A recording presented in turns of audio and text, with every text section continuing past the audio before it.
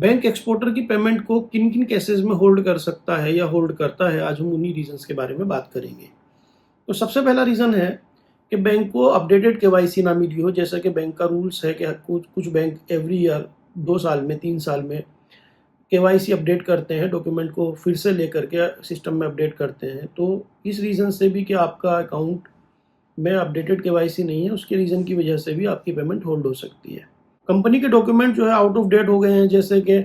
आपने जीएसटी को अपडेट नहीं किया है, कोई एड्रेस आपका चेंज हुआ है या उसके अंदर कोई भी चेंजेस आए तो आपने उसको अपडेट नहीं किया है, या आईसी आपका अपडेटेड नहीं है, उसको एवरी ईयर आपको डीजीएफटी की साइट से अपडेट करना होता है, तो उस रीज़न की वजह से भी आपकी पेमेंट होल्ड हो सकती है। कंसाइनी और रेमिटर के नाम में जिसने पेमेंट भेजा है और जिसने माल भेजा है, यानी एक्सपोर्टर आपके डिटेल में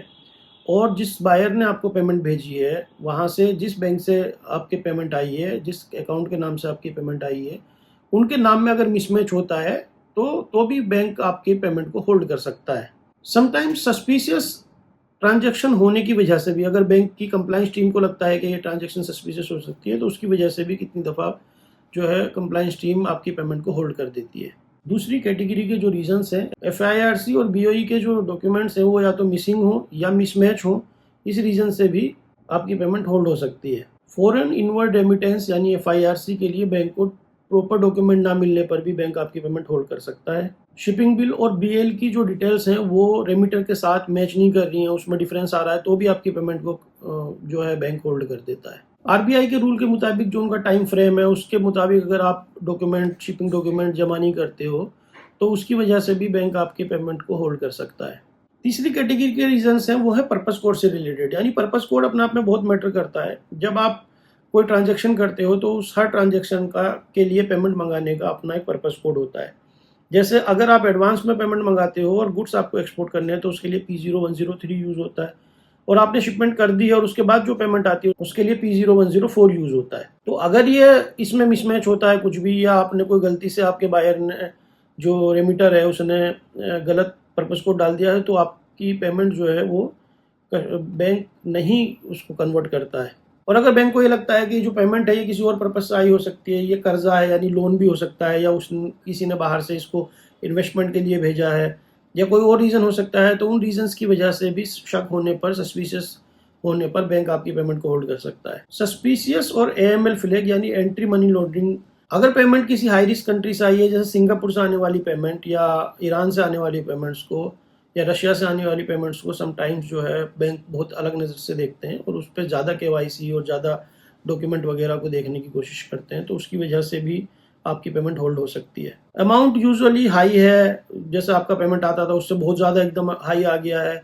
या फर्स्ट टाइम ट्रांजैक्शन है, उसमें भी बैंक जो है बहुत अपनी तसल्ली करने के बाद ही उसको कन्वर्ट करता है, तो उसकी वजह से भी पेमेंट होल्ड हो सकती है। अगर पेयर का नाम किसी वॉच लिस्ट में है, ईयू की वॉच लिस्ट में है या ओफेक की वॉच लिस्ट में है या यूएन की वॉच लिस्ट में है, तो आपका बायर के वॉच लिस्ट में होने की वजह से भी आपकी पेमेंट होल्ड हो सकती है। फेमा या आरबीआई गाइडलाइंस की खिलाफ वर्जी होती है तो भी आपकी पेमेंट रोकी जा सकती है। अगर पेमेंट एक इनवॉइस अमाउंट से बहुत ज़्यादा है या बहुत कम है तो उसकी वजह से भी विदाउट एक्सप्लेनेशन आपकी पेमेंट रोकी जा सकती है। आरबीआई के 180 दिन का जो रियलाइजेशन पीरियड है कि आपकी पेमेंट इतने दिन में आ जानी चाहिए, उसका वायलेशन होने पर भी बैंक आपकी पेमेंट को होल्ड कर देता है। ये भी हो सकता है कि अभी तो कोई वायलेशन नहीं हुआ है, लेकिन पास्ट में कोई वायलेशन हुआ था और वो अभी तक क्लियर नहीं है, तो उसकी वजह से भी पेमेंट को रोक दिया जाता है। या डोरमेट है अकाउंट, उसकी वजह से भी पेमेंट रुक सकती है। एक रीज़न ये भी हो सकता है कि एक्सपोर्टर ने अपना एडी कोड जिस बैंक से लिया हुआ है उसको आपने टाइमली एक्सपोर्ट जो किया है उसकी अपडेट ना दी हो, डॉक्यूमेंट ना दिए हो, उसकी वजह से भी आपकी पेमेंट रोकी जा सकती है। कई दफ़ा केस ये हो सकता है कि बैंक में पेमेंट आ गई है लेकिन वो कन्वर्ट नहीं हुई है आईएनआर में, तो उसका रीज़न सिंपल सा ये हो सकता है कि बैंक आपके डिस्कशन का वेट कर रहा है रेट के लिए, या आपसे डिक्लेरेशन का वेट कर रहा है कन्वर्ट करने के लिए,